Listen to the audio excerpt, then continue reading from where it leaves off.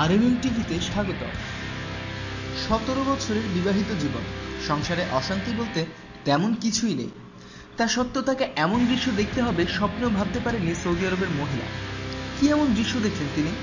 স্থান কাল পাত্র ভুলে ভ্যাকুয়াম ক্লিনারের সঙ্গে যৌনতায় লিপ্ত তার স্বামী। অস্বাভাবিক এই যৌনতায় এতটাই সে মগ্ন ছিল যে সামনে দাঁড়িয়ে থাকা স্ত্রীকে পর্যন্ত দেখতে পায়নি। কিন্তু এই দৃশ্য দেখার পর আর চুপ করে থাকতে পারেনি সৌদি মহিলা।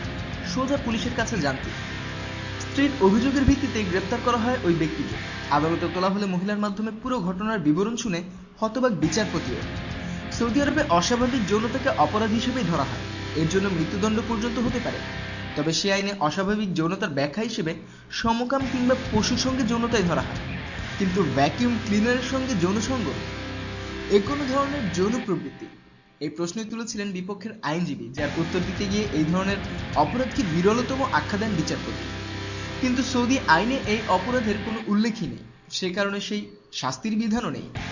কিন্তু অপরাধীকে তো আর ছেড়ে দেওয়া যায় না, শাস্তি তো তাকে পেতেই হবে। তাই অভিযুক্ত ব্যক্তিকে 2 বছরের সশ্রম কারাদণ্ড ও 1000 বার চাবুক মারার নিদান দেন সৌদি আদালতের বিচারপতি। কিন্তু এই শাস্তিতে খুশি নন ওই ব্যক্তির স্ত্রী। 17 বছরের বিশ্বাস তার এক লহমায় ভেঙে গিয়েছে। এমন গর্হিত কাজ যাতে ভবিষ্যতে আর কেউ করার সাহস না পায়, তাই এই অপরাধের আরো কড়া শাস্তি চান তিনি। পৃথিবীর রকমারি খোঁজখবরের জন্য সাবস্ক্রাইব করুন এবং আরএমএম টিভির সঙ্গেই থাকুন। ধন্যবাদ।